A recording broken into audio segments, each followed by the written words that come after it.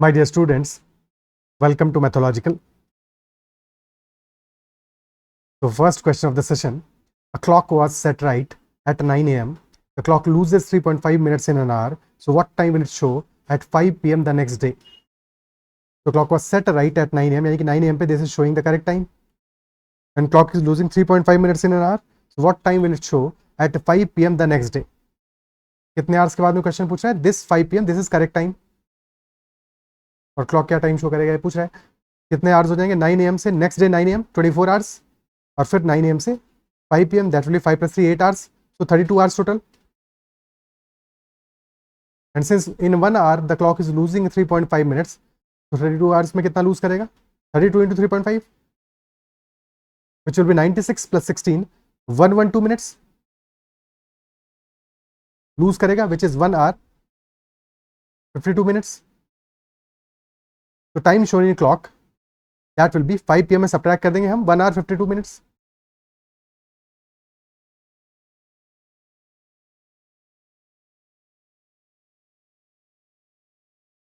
तो correct time will B 3 hours 8 minutes. 8 minutes fast 3. That will be the answer. अच्छा, जब भी कभी ऐसे सब्ट्रैक्शन करना हो हमें क्लॉक में, तो एक चीज़ याद रखना है, जैसे कि 5 p.m. ये वैल्यू है हमारा और हमें यहाँ पे सब्ट्रैक्शन अप्लाई करना है. तो we can write this 5 p.m. As 4 and 60. तो हमने क्या किया, ये 1 कैरी ले लिया और इसको 60 में कन्वर्ट कर दिया.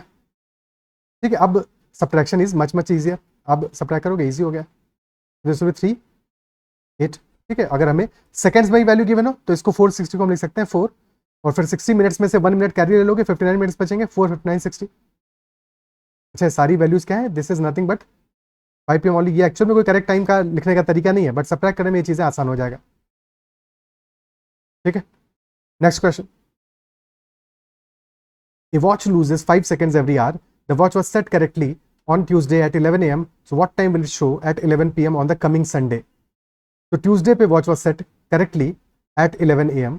और क्वेश्चन पूछ रहा है टाइम क्या शो करेगा on Sunday, coming Sunday at 11 p.m.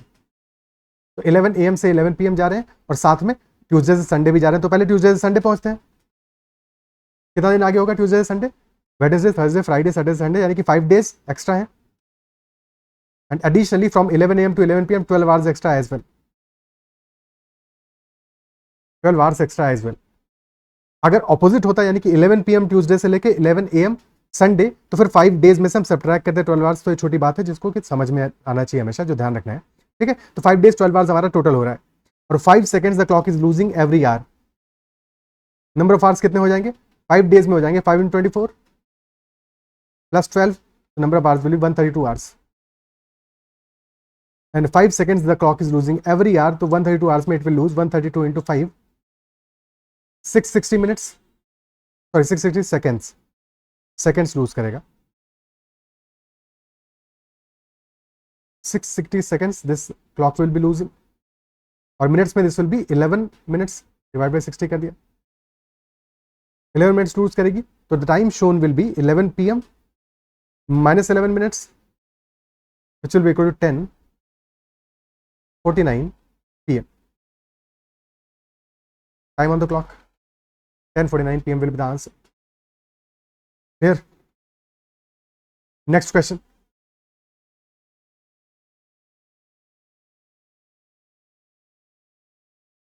A watch gains 4 minutes every hour. The watch was set correctly at 6 a.m. If watch is showing time as 7:20 p.m. so what is the correct time? अब इस question में variation है पिछले question से.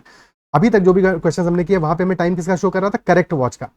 Correct clock का time क्या है, that was being shown. But in this question the time being shown is the time on the watch, that is gaining time. और करेक्ट टाइम हमें पता लगाना है इस केस में. तो डिफरेंस है यहाँ पे, ध्यान रखना है. This time is shown on the clock C2. जो कन्वेंशन है ना हमारा C1 C2, C1 यानी कि करेक्ट, C2 यानी कि गड़बड़ वाला क्लॉक. ठीक है, तो C2 वाला क्लॉक में दिस टाइम शोन इज 7:20, यानी this is not the correct time, this is not the actual time. और एक्चुअल टाइम हमें पता करना है कि C1 वाली क्लॉक में क्या टाइम आएगा. तो watch is gaining 4 minutes every hour. सो यानी कि आवर यानी कि 60 मिनट्स में, when in actual 60 minutes happen, in that time interval the watch is showing 64 minutes क्योंकि 4 minutes एक्स्ट्रा शो कर रही है, 4 minutes का गेन शो कर रही है. तो time in that watch, C2 watch अपना वाला, ठीक है, that watch is 64 minutes. Actual में 60 मिनट्स हुआ है, बट जो इनकरेक्ट टाइम है वो क्या है, 64 मिनट्स हमारा गेन होने के बाद में, दिस इज 64 मिनट्स। यानी कि एक्चुअल टाइम के साथ में C2 क्लॉक का रेशियो क्या है,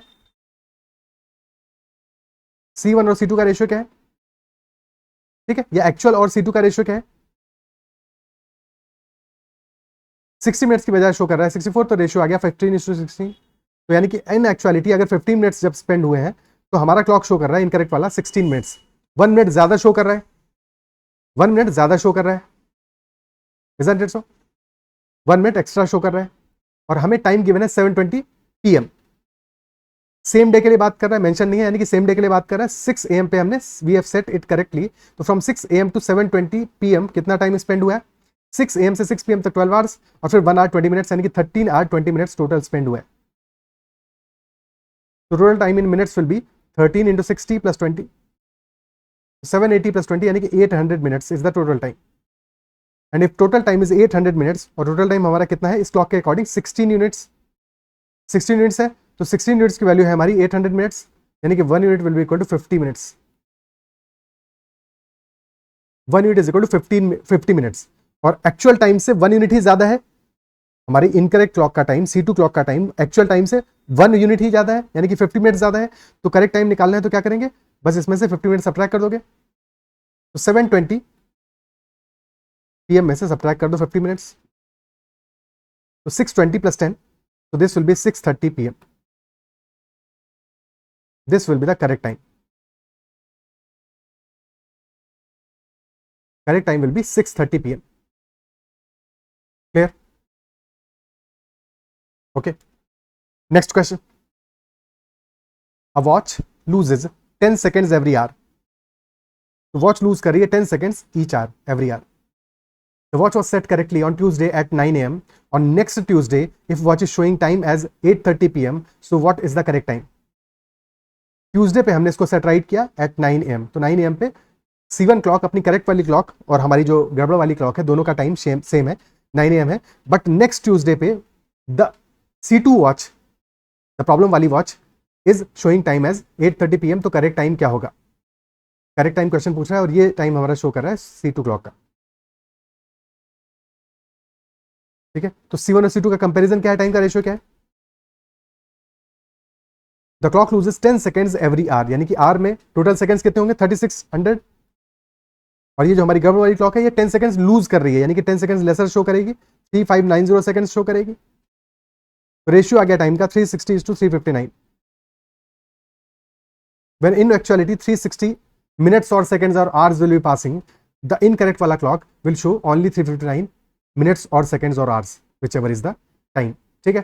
तो हमारा क्लॉक जो इनकरेक्ट वाला क्लॉक है उसमें कितना टाइम स्पेंड हुआ है, 9 AM on Tuesday to next Tuesday 8:30 PM, कितने आवर्स हो गए, तो सबसे पहले 9 AM से 9 AM तक 7 डेज हो गए,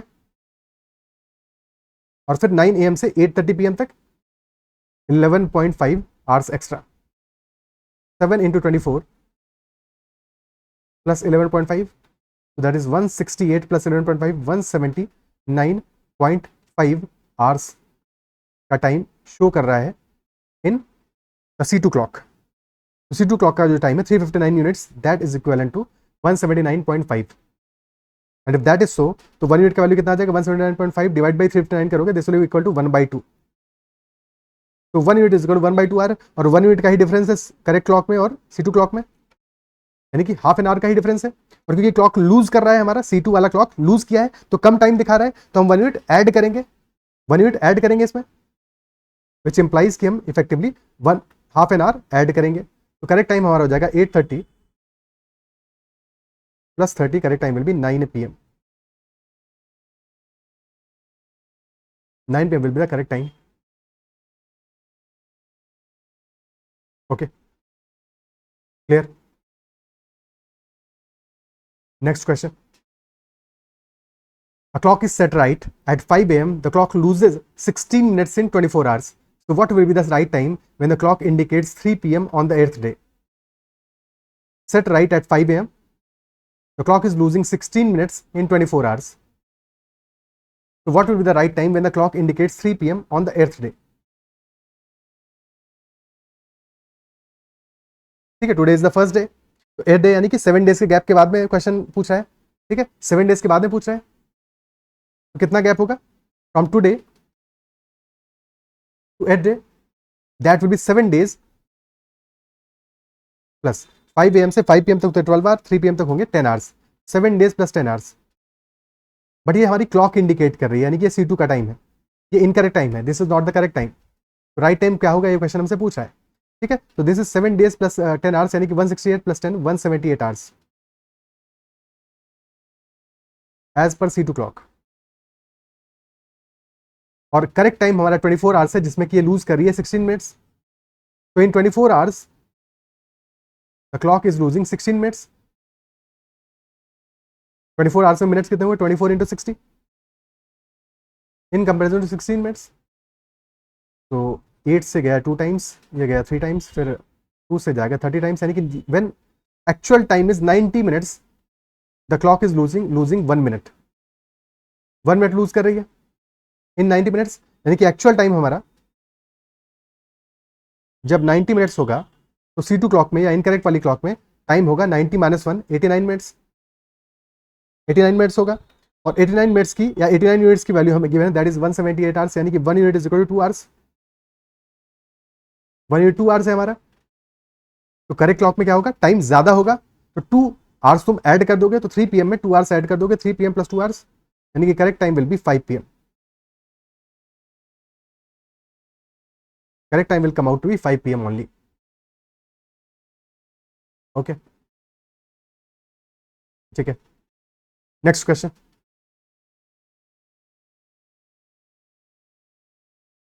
At 12 PM, my clock was 5 minutes behind the right time.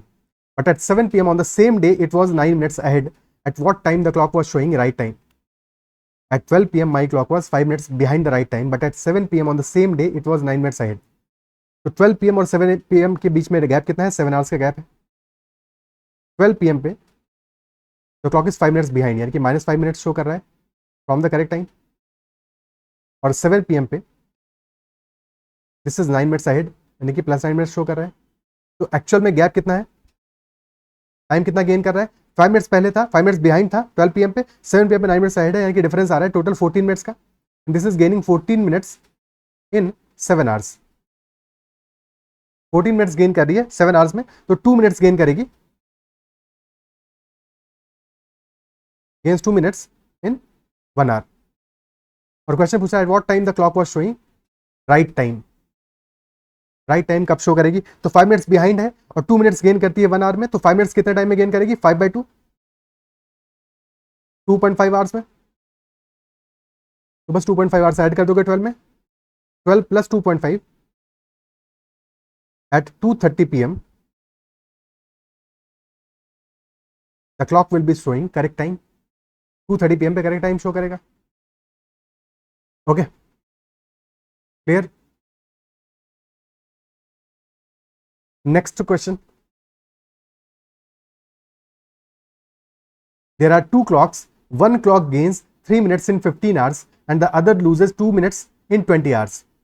One clock is gaining 3 minutes in 15 hours and the other is losing 2 minutes in 20 hours. If clocks show the correct time at 1 PM on Monday, what will be the correct time and day when they both show the same time again? Very important.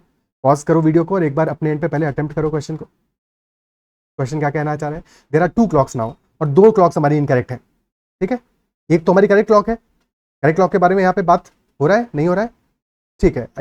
ये कह रहा है if clock show the correct time, हाँ बात हो रहा है, बिल्कुल हो रहा है कि 1 PM ऑन मंडे पे तीनों क्लॉक सेम टाइम शो कर रही थी। अपना C1 वाला करेक्ट क्लॉक भी 1 PM शो कर रहा था मंडे पे, और बाकी क्लॉक्स भी यही टाइम शो कर रही थी, C2 और तीसरी को मान लेते हैं C3। ठीक है, तीनों का टाइम सेम था। क्वेश्चन कह रहा है what will be the correct time and day when they both show the same time again.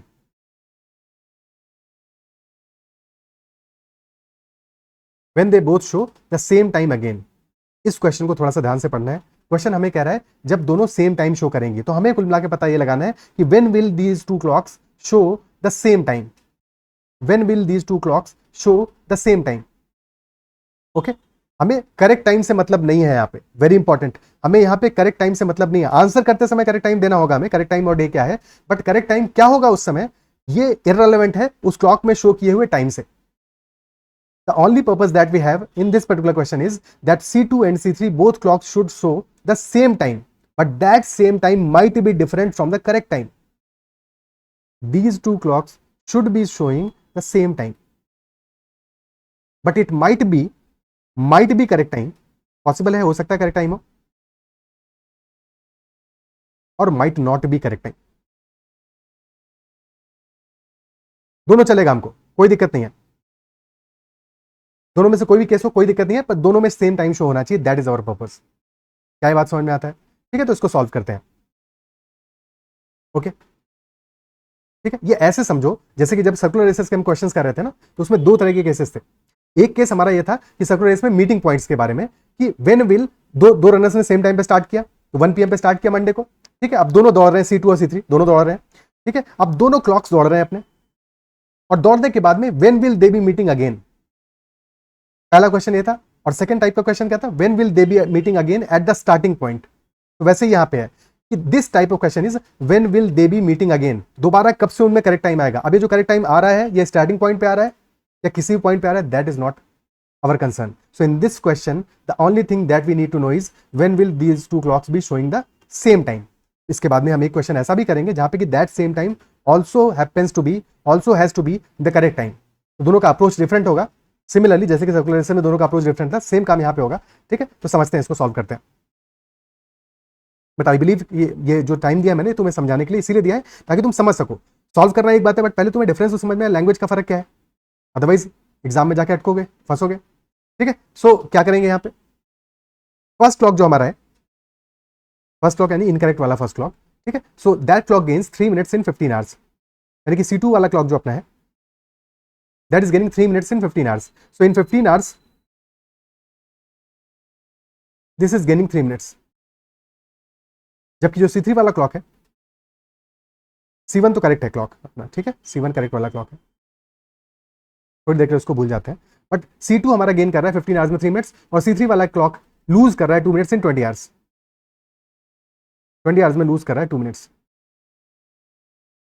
सबसे पहला काम 15 hours और 20 hours से दोनों डिफरेंट टाइम है, तो इनको इक्वल करते हैं. 15 और 20 दोनों को 60 में कन्वर्ट कर देते हैं. तो इन 60 hours the first clock is gaining 3 into 4 12 minutes, और सेकेंड वाला क्लॉक 20 into 3 60 hours में दिस इज लूजिंग 6 minutes. है कि नहीं? तो सेम टाइम कब आएगा उनमें? देखो, एक क्लॉक तो आगे जा रही है, दूसरी क्लॉक पीछे जा रही है, उनके बीच का जो गैप है वो हमें ऑब्जर्व करना है. तो गैप कितना आ रहा है? एक क्लॉक हमारी 12 minutes आगे चली गई. इन 60 hours एक क्लॉक हमारी 12 minutes आगे चली गई, and in the same time the second clock is moving 6 minutes behind. तो जो गैप है इनके बीच में वो कितना है? दिस गैप इज 18 minutes का गैप. और अल्टीमेटली क्लॉक हमारा क्या है? क्लॉक तो एक सर्कल है. सर्कल में दोनों के बीच का गैप बढ़ता जाएगा बढ़ता जाएगा बढ़ता जाएगा, फिर मिलेंगे वो एक बार. कब मिलेंगे? 12 hours के बाद में, जब उनके बीच का गैप इतना बड़ा हो जाए कि वो 12 hours के बराबर हो जाए. जब उनके बीच का गैप इतना बड़ा हो जाए कि वो 12 hours के बराबर हो जाए, तो दोबारा मिल जाएंगे, यानी दोनों का टाइम सेम हो जाएगा. क्या ये बात अप्रिशिएट कर पा रहे हो? तो अभी गैप है 18 minutes का इन 60 hours. 60 hours में गैप आता है 18 minutes का बिटवीन देम. अब हम दोनों क्लॉक्स को कंपेयर कर रहे हैं कि C2 और C3 के बीच का गैप की बात कर रहे हैं हम, कि 60 hours में the gap is equal to 18 minutes. ठीक है, अगर C2 से C3 को कंपेयर करोगे तो C3 18 minutes बिहाइंड होगा. C3 से C2 को देखोगे तो 18 minutes अहेड होगा. फर्क नहीं पड़ता है अहेड है या बिहाइंड है, हमें टाइम सेम करना है दोनों में. तो टाइम सेम तब होगा जबकि दोनों क्लॉक के बीच का डिफरेंस हमारा 12 hours का हो जाए, और 12 hours इंप्लाइज 12 into 60 यानी कि 720 minutes का हमें गैप चाहिए. 18 minutes का हो रहा है 60 hours में, मल्टीप्लाई कर दो 40 से. 18 into 40 720 minutes, यानी कि 60 hours into 40, तो नंबर ऑफ आवर्स हो जाएंगे 2400 आवर्स. और ये 2400 आवर्स हमारे कौन से? ये एक्चुअल टाइम है. ये जो सारी वैल्यूज है तो एक्चुअल टाइम की वैल्यूज है ना. ठीक है, तो एक्चुअल टाइम हमारा लगेगा 2400 आवर्स का when these two clocks will be showing the same time again. और 2400 hours is nothing but 100 days. 24 से डिवाइड करोगे, this is nothing but 100 days, exactly 100 days. यानी कि करेक्ट टाइम में हमारा 100 days के बाद में these two clocks will be showing the same time. Question पूछा है करेक्ट टाइम एंड डे, क्योंकि एग्जैक्टली 100 days लग रहा है, तो करेक्ट टाइम हमारा क्या होगा? टाइम होगा कब सेट राइट किया था? 1 PM पे, तो 1 PM से 100 days के बाद में दैट 1 PM. ठीक है, 100 डेज के बाद वाला 1 PM। और डे क्या होगा उस दिन, क्योंकि मंडे से 100 डेज के बाद में देख रहे हैं, मंडे से 100 डेज के बाद में कौन सा दिन होगा। तो एक बार 100 को हम डिवाइड करेंगे 7 से, सो दैट हमें पता चल जाए रिमाइंडर कितना बच रहा है, अकॉर्डिंगली हम ऐड कर देंगे, यानी कि मंडे से 100 डेज के बाद में कौन सा दिन आने वाला है। ठीक है, सो मंडे प्लस 100 डेज, तो 100 को डिवाइड किया हमने 7 से, रिमाइंडर बचेगा हमारा 98, तो पूरा चला गया, रिमाइंडर बच गया 2 रिमाइंडर बच गया। तो मंडे से बस 2 दिन आगे जाना है, यानी कि ट्यूसडे वेडनेसडे, तो the day will be Wednesday. तो 100 डेज के बाद में 1 PM ऑन ए वेडनेसडे।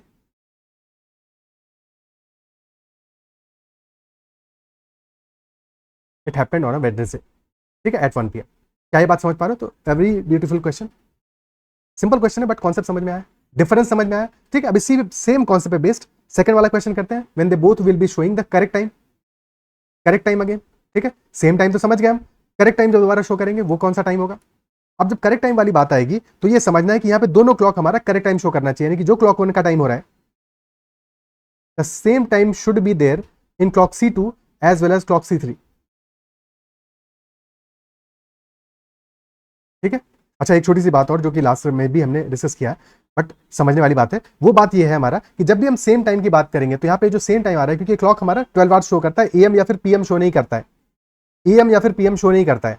ठीक है, दैट इज वाई हम 12 आवर्स का गैप लेते हैं, जैसे यहाँ पे हमने लिया 12 आवर्स का गैप लिया। अगर क्वेश्चन में स्पेसिफिकली मेंशन्ड हो कि क्लॉक हमारा AM और PM भी शो कर रहा है, AM और PM भी शो कर रहा है, उस केस में फिर हमको 24 आवर्स का गैप लेना पड़ेगा, if that is mentioned. Otherwise हम 12 आवर्स का गैप लेंगे, क्योंकि सर्कल हमारा 12 आवर्स का ही होता है। ठीक है, बट ये चीज ध्यान रखना है, किसी क्वेश्चन में ऐसा हो सकता है। ठीक है, तो क्वेश्चन ये पूछा what will be the correct time and day when they both show the correct time again. दोनों पे हमें करेक्ट टाइम चाहिए। तो पहला वाला क्लॉक हमारा क्या कर रहा है, it is gaining 3 minutes in 15 hours, 15 hours में गेन करेगा 3 मिनट्स। और C3 लूज कर रहा है 20 आवर्स में 2 मिनट्स। तो इफ वी वांट शो नहीं, so if we want the time to be correct in both of these clocks, तो पहले हम एक क्लॉक पे फोकस करते हैं। लेट अस से हमने फोकस किया C2 पे सिर्फ। अब C2 हमारा 3 मिनट्स का गेन दिखा रहा है 15 आवर्स में, हमें कितना गेन हो जाए कि टाइम सेम हो जाए। अगर 12 आवर्स का गेन दिखा दे तो टाइम सेम हो जाएगा, क्योंकि AM PM का हमें कंसर्न नहीं है, 12 आवर्स का गेन चाहिए। 12 आवर्स का गेन मतलब 720 मिनट्स का गेन हो जाए, 720 मिनट्स का गेन हो जाए। और उसके लिए क्या करना पड़ेगा, मल्टीप्लाई करना पड़ेगा हमें इसको 3 इंटू 240 से मल्टीप्लाई करेंगे, यानी कितने आवर्स के बाद में हो जाएगा 15 इंटू 240, दीज मच आवर्स के बाद में हमारा टाइम C1 और C2 का सेम हो जाएगा, सेम टाइम हो जाएगा। और टाइम हो जाएगा 15 इंटू 240, यानी कि this will B 24 into 15, 3600 hours. Divide करोगे 24 से तो वैल्यू आ जाएगा 150 डेज, यानी कि after 150 days C2 clock will be showing the same time as clock C1। C2 clock हमारा एग्जैक्टली सेम टाइम दिखाएगा एज क्लॉक C1। क्या ये बात क्लियर है। ठीक है, आफ्टर 150 डेज यही सेम काम हमें C3 में करना है। C3 20 आवर्स में 2 मिनट्स लूज कर रही है, तो कितना लूज करना है टोटल 720 मिनट्स लूज कर दे, तो फिर टाइम सेम हो जाएगा, यानी कि कितने से मल्टीप्लाई करेंगे 360 से। तो 20 into 360, number of hours for C3 clock will be 7200 hours, which is 300 days। तो C2 क्लॉक 150 डेज के बाद में करेक्ट टाइम शो करेगी और C3 क्लॉक शो करेगी 300 डेज के बाद में correct time. Isn't it so. तो डायरेक्टली 150 और 300 कैल्शियम ले लें भाई। C2 क्लॉक हमारा 150 डेज के बाद में करेक्ट टाइम शो करेगी, यानी कि अगर आज है डे 0 तो फिर ये डे नंबर 150 पे करेक्ट टाइम शो करेगी, फिर शो करेगी डे नंबर 300 पे, फिर करेगी डे नंबर 450 पे, and so on and so fourth. और डे 300 हमारा कॉमन आएगा C3 क्लॉक के साथ में भी, क्योंकि C3 क्लॉक 300 डेज पे करेक्ट टाइम शो कर रही है। हमें बेसिकली एलसीएम लेना है 150 और 300 का, तो भाई 300 आ गया यहाँ पे। ठीक है, तो बेसिकली 300 डेज के बाद में C1 C2 C3 है सारी की सारी क्लॉक्स हमारा exact time same time show करेगी। C1 का C2 का और C3 का टाइम सेम होगा आफ्टर 300 डेज, एग्जैक्टली 300 डेज। तो करेक्ट टाइम क्या होगा हमारा 1 PM ही होगा। टाइम में तो कोई दिक्कत नहीं, क्योंकि एग्जैक्टली 300 डेज के बाद में है। डे क्या होगा 300 को डिवाइड कर दो 7 से और रिमाइंडर चेक कर लो। ठीक है, 7 से गया 7 4 28, फिर बच गया 6 हमारा रिमाइंडर आ गया। और 6 रिमाइंडर आ गया या फिर समझो -1 रिमाइंडर आया, रिमाइंडर या तो +6 आ गया या फिर -1 आ गया, या तो 6 डेज आगे चले जाओगे या फिर 1 डे पीछे चले जाओगे, यानी कि संडे को होगा, the day will be Sunday, Monday से 6 डेज आगे संडे होगा या फिर एक दिन पीछे संडे होगा, किसी भी तरह से सोचो। तो संडे को ऑन 1 PM, अब वो संडे कितने दिन बाद होगा, 300 डेज के बाद में होगा, but on a Sunday at 1 PM all these 3 clocks will be showing the correct time. Is that part clear? ठीक है, ओके, क्लियर है। अब एक दो क्वेश्चंस थोड़ा सा जो बहुत ही इजी क्वेश्चंस है बट एग्जाम में कभी कभी आ जाते हैं, उन क्वेश्चंस को कर लेते हैं डिस्कस, और फिर इसी पे बेस्ड हमारा टाइम में लूजिंग और गेनिंग पे बेस्ड एडवांस क्वेश्चन को नेक्स्ट सेशन में कंप्लीट करेंगे हम। ठीक है, तो यहाँ पे एक क्वेश्चन आया था कैट में प्रीवियस ईयर में 1994 में। The question was it takes the pendulum of a clock 7 seconds to strike 4 o'clock, 7 seconds to strike 4 o'clock, so how much time will it take to strike 11 o'clock? यहाँ पे logic बहुत important है समझना कि इस question को हम solve कैसे करेंगे। देखो, जब क्लॉक हमारा 4 o'clock स्ट्राइक करेगा, ठीक है, कुकू क्लॉक की स्ट्राइक करेगा, टू टू टू टू, तो यहाँ पे बेसिकली क्या है, जो टू टू है ये तो टाइम नहीं ले रहा है, मेन टाइम है हमारा जो बीच का इंटरवल है। ठीक है, तो 4 o'clock जब स्ट्राइक करेगा तो यहाँ पे हमारा जो भी टाइम जो भी म्यूजिक होगा उसका, ठीक है, जो 4 बार वो स्ट्राइक करेगा, ठीक है, तो between these 4 strikes there is a time interval, there is a time interval. तो जो पहला वाला स्ट्राइक है ये हमारा टाइम 0 पे, t इज इक्वल टू 0 पे हो रहा है, तो पहला वाला तो 0 पे हो रहा है। ठीक है, अब चाहे तो ये समझ लो कि ये हमारे इसके बाद में 3 टाइम इंटरवल है, ऐसा समझ लो, या फिर समझ लो इसके बाद में टोटल 3 यूनिट्स ये एक्स्ट्रा चल रहा है। ठीक है, तो दिस 3 यूनिट्स ऑफ टाइम, अगर एक में टाइम लग रहा है लेट अस से कैपिटल टी, इसमें भी टाइम लगेगा कैपिटल टी, इसमें भी टाइम लगेगा कैपिटल टी, टोटल टाइम हो जाएगा 3t, and that 3t is equal to 7 seconds. तो पहला वाला हमारा t इज इक्वल टू 0 पे स्ट्राइक किया है, ये चीज बस ध्यान रखनी है, यही इसमें डिफरेंस है कि तुम ये नहीं देखोगे कि 4t टाइम लग रहा है, 3t टाइम लग रहा है, और 3t टाइम है 7 सेकंड्स के बराबर, तो t की वैल्यू आ जाएगा 7/3 सेकंड्स। और फिर क्वेश्चन पूछा है 11 o'clock पे कितनी बार कितना टाइम लगेगा टू स्ट्राइक, तो पहला वाला जो है स्ट्राइक उसको इग्नोर करना है, उसके बाद में कितना टाइम लगेगा, 10 टाइम्स लगेगा, यानी कि टोटल हमारा टाइम लगेगा बेसिकली 10t, 10t, अगर 1 टाइम इंटरवल हमारा t है स्ट्राइक करने में, अगर एक बार में टाइम लग रहा है t का इंटरवल के बाद में, तो 10t टोटल टाइम होगा, यानी कि दैट विल 10 into 7/3, तो the answer will be 70/3 seconds, which will be 23.33 seconds. So that is the whole logic behind these questions. Option D. Clear है? ठीक।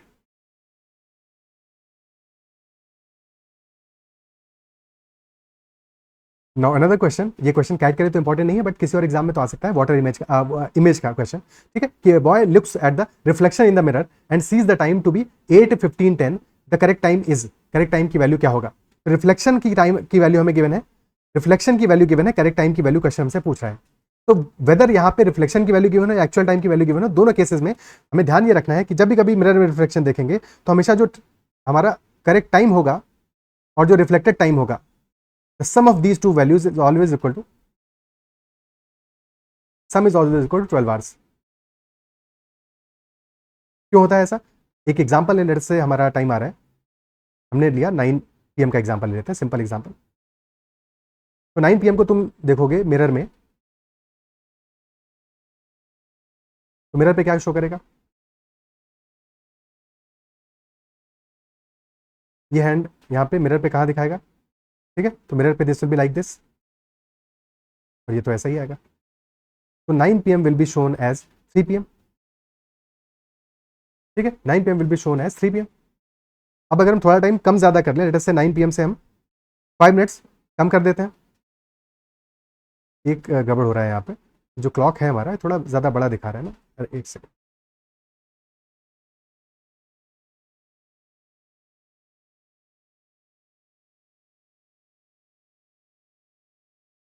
ओके 5 मिनट्स हमने कम कर दिया,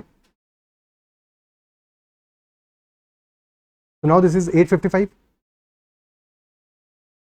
और जब इस क्लॉक में देखोगे, मिरर इमेज वाली क्लॉक में देखोगे, तो यहाँ पे टाइम क्या हो जाएगा? यहाँ पे 5 मिनट्स ज्यादा हो जाएगा, तो दिस विल बी 3:05 ठीक है, 3:05 टाइम आ जाएगा। दोनों को ऐड करोगे तो हमेशा 12 आवर्स ही आएगा।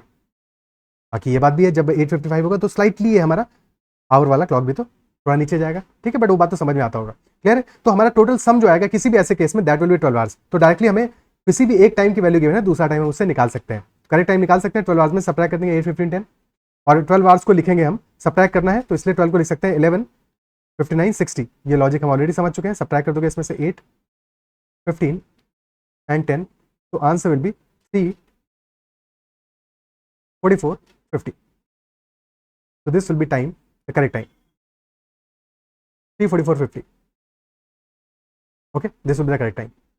क्या लॉजिक क्लियर है? ओके, तो इस सेशन में इतना ही क्वेश्चंस रखते हैं। नेक्स्ट सेशन में will be doing some more advance, some better questions on clock gaining and losing time and other variations as well. चलो इतना ही रखते हैं सेशन में। आई बिलीव इस सेशन में जो भी चीज़ें हमने डिस्कस की वो समझ में आएंगे और कहीं पे भी कोई डाउट नहीं रहा होगा। If there is any doubt whatsoever, make sure to comment about that doubt as well. और अगर सेशन पसंद आया तो उसका एप्रिशिएशन और फीडबैक भी जरूर दे सकते हो, साथ में सेशन को लाइक भी कर सकते हो। और अगर अब तक चैनल सब्सक्राइब नहीं किया है तो जरूर से कर लेना। That is all, bye bye, take care and keep learning.